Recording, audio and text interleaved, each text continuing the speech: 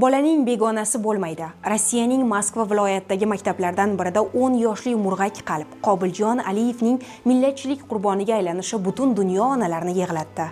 Bu mudhish voqea nafaqat Tojikiston xalqi, balki butun Markaziy Osiyo davlatlarini junbushga keltirdi. Bu Rossiyada tojik bolasi milliy nafrat asosida o'ldirilgan ilk holat emas. Qobiljondan avval qancha begunoh bolalar millatchilik qurboni bo'lgan. Ommaviy axborot vositalarida Rossiyada so'nggi 22 yil ichida kamida 6 nafar tojik bolaning shafqatsizlarcha o'ldirilishi yoritilgan.